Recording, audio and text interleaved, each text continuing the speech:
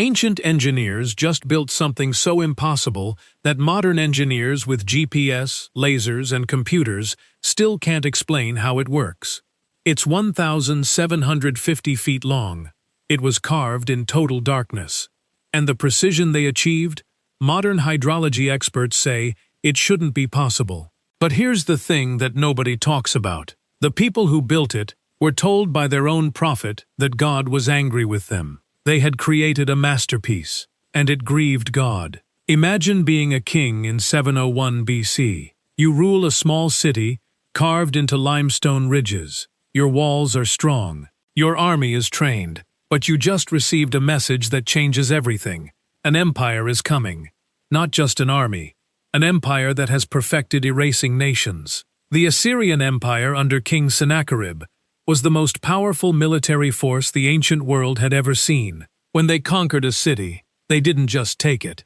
They took the people. Families were separated. Entire populations were marched across deserts and scattered so far from home that they could never return. Whole nations disappeared. By 701 BC, Sennacherib had already crushed 46 of Jerusalem's fortified cities. He had cornered the Jewish king Hezekiah like a trapped animal. Hezekiah paid him. He gave 300 talents of silver and 30 talents of gold. He even stripped the gold from the doors of God's temple to meet the demand. But Sennacherib took the gold and kept walking toward Jerusalem with 200,000 soldiers. Now Hezekiah faced a problem no amount of gold could solve. Jerusalem sat on a narrow ridge surrounded by steep valleys. The walls were nearly impossible to breach. The armory was stocked. Every human defense was in place. Except one thing. The city had exactly one source of fresh water, the Gihon Spring. It burst from the ground 3 to 5 times a day. It was sacred. King Solomon himself had been crowned there. It produced enough water to sustain the entire city, but it sat at the bottom of a valley, outside the walls, completely exposed. When Sennacherib arrived and surrounded the city, his soldiers would find an oasis of water. Inside the walls, the people would die of thirst in days. Hezekiah stood in the chamber beneath his palace. His officers waited. He looked at a clay map of the city, and then he said something that made every man in that room question his sanity. He was going to dig a tunnel through solid rock, in the dark, before the army arrived. But could it actually work? The chamber was underground. Oil lamps cast shadows that danced across stone walls. Outside, you could hear hammers ringing. Workers were building the broad wall, a massive emergency fortification, 23 feet thick. They were working so fast that they demolished homes to lay its foundation. Every able body in Jerusalem was preparing for siege. But the officers in this chamber knew the truth. Walls couldn't save them. Water would. Hezekiah spread his hands over the clay map. His plan was audacious. Impossible. Nothing like it had ever been attempted. He would seal the Gihon Spring completely. Every outlet. The Assyrians would find nothing but dry rock. Then, and this is where the madness began, he would carve a tunnel through 1,750 feet of solid limestone bedrock, from the spring to a new reservoir inside the walls. 2 teams of workers would start from opposite ends. They would swing pickaxes in total darkness, in tunnels so narrow a man couldn't fully extend his arms, with no GPS, no laser levels, no surveying equipment, no way to know if they were actually heading toward each other or digging into nothing. And they had weeks, not months. Weeks. One officer exhaled slowly. He looked at the man next to him. Neither spoke. The silence said everything. This wasn't a plan. This was desperation. But here's what made it even more impossible.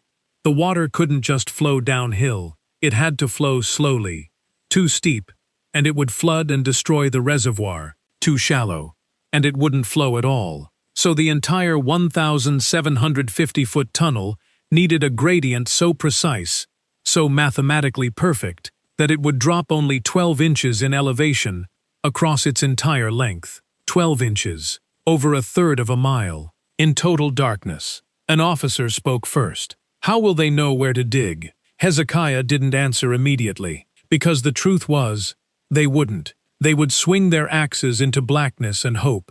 They would listen for vibrations in the stone. They would trust that somehow, miraculously, two teams working from opposite ends would meet in the middle. And if they didn't meet, then Jerusalem would fall. Not to swords, to thirst. Hezekiah looked at his officers. "Start tomorrow at dawn. We finish before he arrives." The men filed out. The decision was made. But nobody in that room knew that the real battle hadn't even started yet. The tunnel entrance was a wound in the stone. Workers carried oil lamps down the narrow passage. The air grew colder, thicker. The smell of limestone dust was already everywhere, and they hadn't even started swinging yet. A man stood at the mouth of the tunnel, pickaxe in hand. His name doesn't matter. History forgot it. But in a few moments, he would step into darkness that would define the rest of his life. He took a breath. He descended. The tunnel was barely 2 feet wide. His shoulders brushed both walls as he moved deeper. The oil lamp mounted on a ledge behind his head threw a shadow that looked larger than his body, a giant swinging at an invisible wall. He positioned himself, feet planted, pickaxe raised. Then he swung. The sound was metal against stone, sharp, echoing. It bounced off the walls and died somewhere in the blackness ahead. He swung again, and again. Each strike sent vibrations through his arms. Limestone dust filled his lungs with every blow. His eyes watered. The air was warm, barely breathable, thick enough to choke on. Behind him, another worker crawled on hands and knees, hauling rubble in leather sacks back toward the entrance. His back scraped raw against the rough ceiling. The work was brutal, and it had only just begun. Somewhere on the other side of the city, the second team was doing the same thing, swinging, breathing dust, working in darkness. But they couldn't hear each other, not yet. The limestone was too thick. There was no way to coordinate, no way to know if the other team was digging 10 feet away or 200 feet away. They just had to trust the mathematics. Days passed, then weeks. The workers developed a rhythm. Swing, swing, swing, haul the rubble, swing again. The dust never cleared. The darkness never broke. Some men went mad from the claustrophobia. Some quit. Others stayed because Jerusalem was their home, and if this tunnel didn't work, everything they loved would die. Above ground, the broad wall grew taller. The armory filled with weapons. The city prepared for siege like a body bracing for impact. But underground, in the darkness, the real war was happening. One team was swinging toward the other, blind, desperate, racing against an empire. And then, after 3 months of digging, something happened that nobody expected. The man on the southern end of the tunnel had stopped counting days ago. His hands were blistered, calloused. His lungs burned with every breath. He pressed his shoulders against the cold limestone walls and swung the bronze pickaxe one more time. Then he heard it. Not a sound exactly. A vibration. A tremor in the rock that came from somewhere ahead in the darkness. He pressed his ear against the stone wall. His heart was pounding so hard he could barely hear anything else. There it was again. Metal against stone. From the other side. He couldn't breathe. He held completely still, just listening. The vibration came again. Clearer. Closer. It was unmistakable. Another man, on the other side of the rock, swinging toward him. He shouted. His voice echoed down the tunnel behind him, bouncing off the walls. But ahead, in the darkness beyond the stone, something incredible happened. A voice came back, muffled, distorted, barely recognizable, but human, real. Another man's voice, calling back through 4.5 feet of solid limestone. The two men adjusted their position. They could hear each other now, faintly, through the rock. They communicated by sound alone, swinging, listening, adjusting. For hours they worked toward each other. The pickaxes rang in the darkness. The gap narrowed. 3 feet, 2 feet, 1 foot, and then the final swing. The pickaxe broke through. A hole opened in the stone. Light, actual daylight from the opposite tunnel, flooded through for the first time. The two men stared at each other through the gap. Neither spoke. There was nothing to say. They had done the impossible. The tunnel was complete. The water could flow. But what the workers didn't know yet was that this breakthrough came at exactly the right moment, because outside the city, on the distant horizon, dust was rising. An army was coming. Tents were being pitched.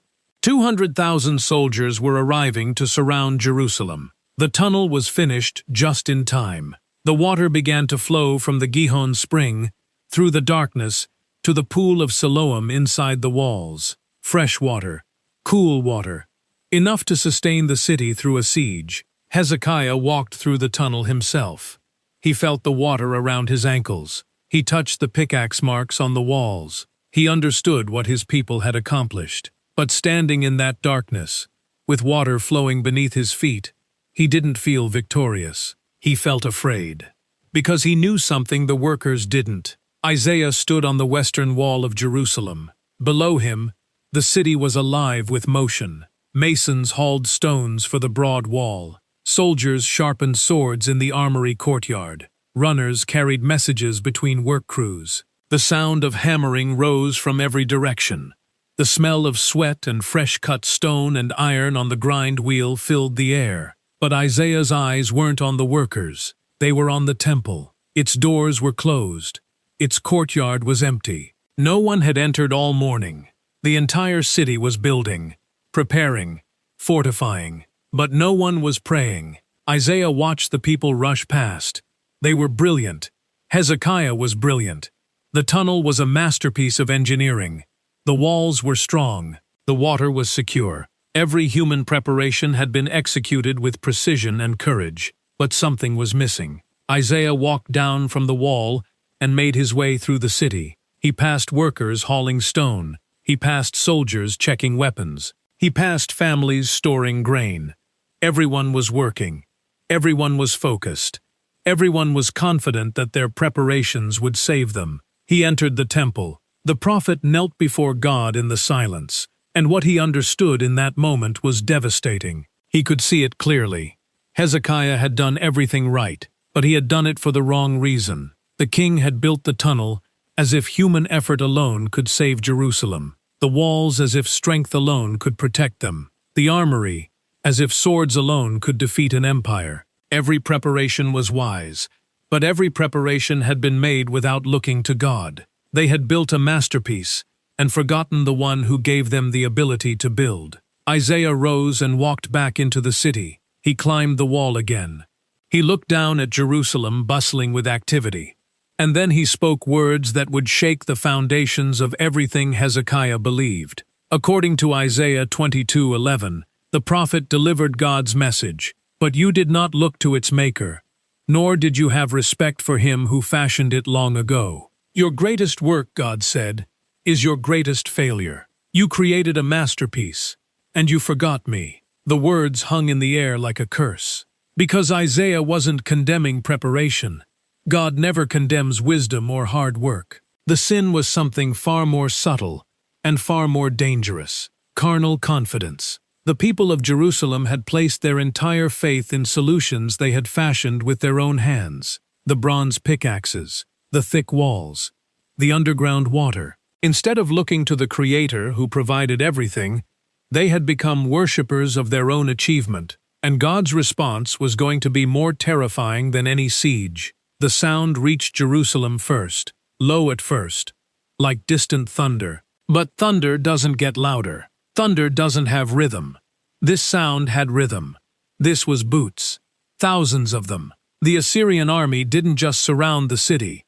They weaponized language. Sennacherib sent his field commander, the Rabshakeh, to stand just outside the walls. And instead of speaking in Aramaic, the diplomatic language that only leaders would understand, the Rabshakeh spoke in Hebrew, loudly, so that every man, woman, and child standing on the wall could hear every word. He mocked their alliance with Egypt. He mocked their army. He listed every nation Assyria had already devoured: Hamath, Arpad, Samaria. And then he asked the question that no one on the wall could answer. Where are the gods of those nations? Did any of them save their people from my hand? What makes your God different? Silence on the wall. Because the Rabshakeh was right about one thing. No god had saved Samaria. No god had saved those 46 fortified cities that had already fallen. The walls hadn't protected them. The armies hadn't protected them. Nothing had protected them. Hezekiah looked down at his own hands, the hands that had designed the wall, the hands that had ordered the tunnel, the hands that had been so sure they were enough. And for the first time since construction began, doubt crept in. The Assyrian camp stretched across the hills like a second city. Thousands of fires flickered in the darkness. The smell of cook smoke and leather, and the sweat of an army that had marched 1,000 miles. Soldiers moved between tents with weapons and supplies.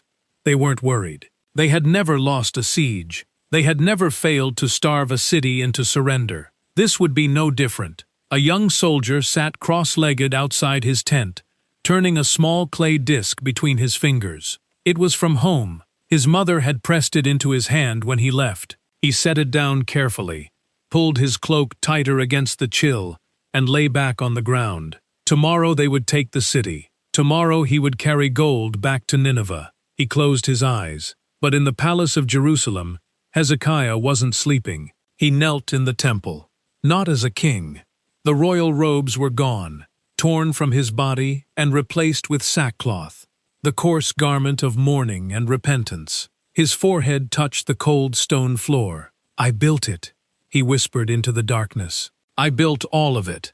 The wall, the tunnel, the armory, and none of it is enough." And then something changed. The temple was cold. The stone floor pressed against Hezekiah's knees. The smell of old incense hung in the air from the morning sacrifice. A priest standing near the inner curtain watched the king enter and slowly lowered his head. He had never seen a king kneel like this. Not with dignity, with desperation. Hezekiah didn't call for his engineers. He didn't consult his generals. He didn't order more weapons or thicker walls or deeper tunnels. He sent for the one man he had been avoiding, the man who had told him his masterpiece had grieved God. He sent for Isaiah, and then Hezekiah did the one thing that no wall, no tunnel, and no weapon could do for him. He prayed. Not a polished prayer, not a rehearsed recitation. The Hebrew word used in 2 Chronicles 32:20 carries the weight of raw desperation. It describes the sound a man makes when every human solution has been exhausted, when the walls are built and the water is flowing, and the armory is full, and none of it is enough. When the only option left is God. He cried to heaven. His hands, the builder's hands, the engineer's hands, the hands that had carved a masterpiece through solid rock, lay open and empty on the cold stone floor. Empty. That was the point. For the first time since the Assyrians appeared on the horizon, Hezekiah's hands were empty. He wasn't building anything. He was receiving. Isaiah knelt beside him. The same man who had delivered God's devastating indictment now knelt in solidarity. Two men, one king, one prophet, both broken, both desperate, both looking up instead of forward. And God heard them. Isaiah's response came immediately. The message was specific, terrifyingly specific. God didn't say he would delay the Assyrians. He didn't say he would weaken them, or scatter them, or send a storm. He said something far more absolute. Not one arrow would be fired at Jerusalem. Not one shield would be raised against its walls. Not one siege ramp would be built against its gates. The greatest army the ancient world had ever assembled would not touch this city. But here's what nobody in Jerusalem understood yet. The answer to that prayer wasn't coming in the form of a miracle they could see. It was coming in the form of something that would happen while they slept. Something that 185,000 soldiers would never wake up from. The Assyrian camp was never silent. There were always men coughing, fires crackling, horses shifting, the low murmur of soldiers talking before sleep. An army of 200,000 men generates constant noise, constant movement, constant life. But tonight was different. The young soldier who had been turning his mother's clay disc between his fingers had finally fallen asleep, his cloak pulled tight against the chill, his sword at his side, his mind full of tomorrow's victory, the gold he would carry home, the stories he would tell. He slept deeply, and then sometime in the darkest hour of the night, when the fires had burned low and the stars were at their brightest, something moved through the camp. Not a sound, not a storm, not an army breaking through the perimeter.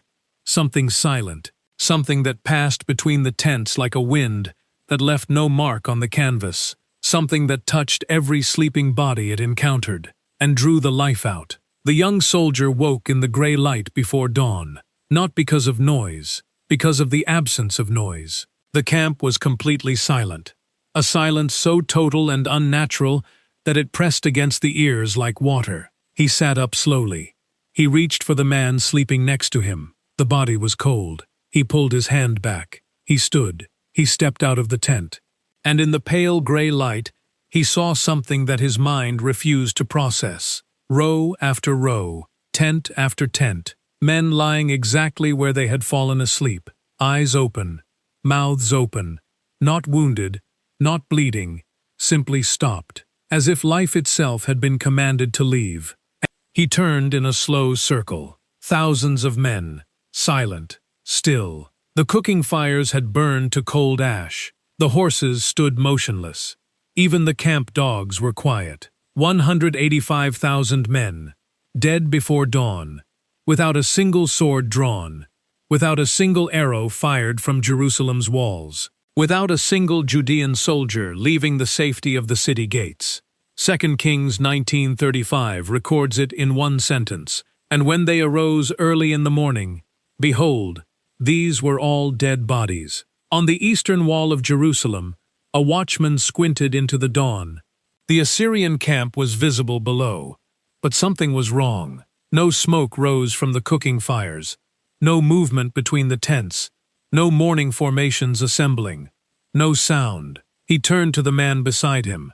Neither spoke, neither needed to, because what they were looking at was impossible. The most powerful army in the ancient world, broken overnight, not by walls, not by water, not by weapons, by a prayer that two desperate men had cried into the darkness. Sennacherib fled, the king who had trapped Hezekiah like a caged bird, the king who had boasted on clay prisms about conquering 46 fortified cities, the king whose field commander had stood outside Jerusalem's walls and mocked the God of Israel in front of thousands of trembling civilians. He ran. He retreated to Nineveh in shame, and there, in the temple of his own god Nisroch, his own sons struck him down with the sword. The man who had mocked a god he couldn't see died in the house of a god that couldn't protect him. Jerusalem stood. The water still flowed through the tunnel beneath the city. The broad wall still cast its shadow over the Kidron Valley. The pool of Siloam sat full and still inside the walls. Everything Hezekiah had built remained standing, but the thing that saved the city wasn't any of it. And somewhere inside that tunnel, carved into the eastern wall just 19 feet from the southern outlet, the workers had left something behind, an inscription. In 1880, a 16-year-old boy was wading through the waters of the tunnel. He slipped. He fell into the dark water, and as he rose, dripping, his hand brushed the wall and felt something that wasn't natural rock. Letters, ancient letters carved into stone. 6 lines of classical Paleo-Hebrew script dating to approximately 700 BC. One of the most significant archaeological discoveries ever made in the land of Israel. And what it says is extraordinary. It describes the moment the two teams met, the vibration in the rock, the sound of axes from the other side, the final swing that broke through, the water flowing from the spring to the pool. But here's what makes this inscription completely unique in the ancient world. Every Assyrian king carved his name in stone. Every Egyptian pharaoh demanded monuments to his power. Every conqueror left a record of his greatness for future generations to admire. The Siloam inscription mentions no king, no god, no conquest, no name. It is a monument dedicated entirely to the anonymous workers, the men who swung in total darkness. The men whose names history forgot, the men who achieved something so precise and so extraordinary that modern engineers still study it today. They left no names, only the story of the moment two teams of desperate men found each other in the dark. And that story survived 2,700 years. But the inscription wasn't the only thing waiting to be discovered beneath Jerusalem. Because in 2004, during routine sewer work near the city of David, construction workers uncovered something that rewrote everything historians thought they knew about a pool that appears in the New Testament. And what they found changes the ending of this story completely. In 2004, construction workers were doing routine sewer work near the city of David in Jerusalem. Their shovels hit something solid. They cleared the dirt, and what they uncovered stopped the excavation completely. Massive stone steps. Not a small bath. Not a decorative feature. A monumental stone-lined pool, nearly 225 feet wide.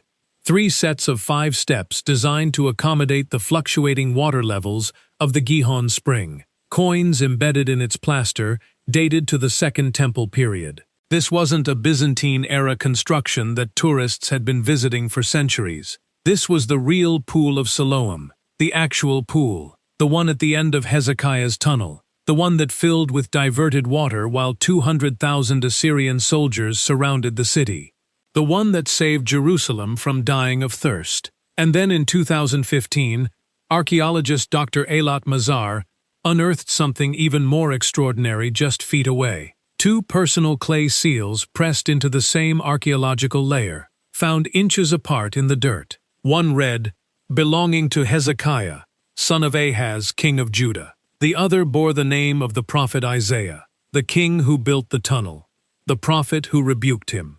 Side by side in the dirt, separated by inches, united across 2,700 years, as if the ground itself had preserved the tension between them. The builder and the voice that told him his building wasn't enough. But here's where the story takes a turn that nobody sees coming. 700 years after Hezekiah's workers carved that tunnel through solid limestone.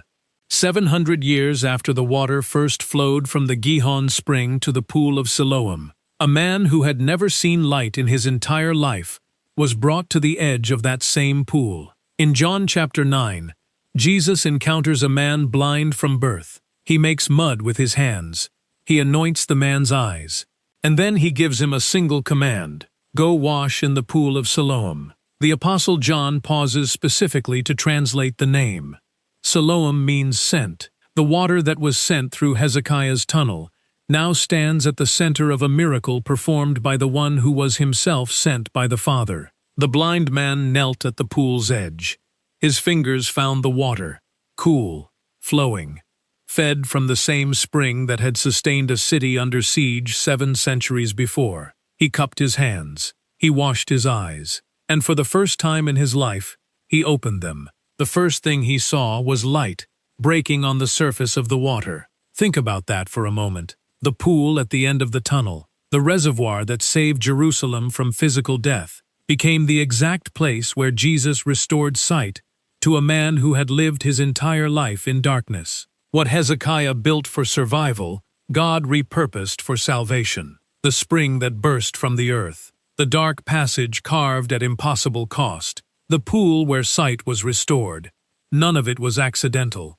None of it was coincidence. And today, beneath the streets of modern Jerusalem, the water is still flowing, through the same tunnel, past the same pickaxe marks, from the same spring to the same pool. 2,700 years later, it never stopped. Which raises a question that the engineers who built it never considered, that the king who ordered it never anticipated, that the prophet who rebuked it never fully explained. If God was angry with the tunnel when it was built, and then used that same tunnel 700 years later as the setting for one of the most powerful miracles in the New Testament, what does that tell us about the things we build when we forget to look up? What does that tell us about the masterpieces in our own lives?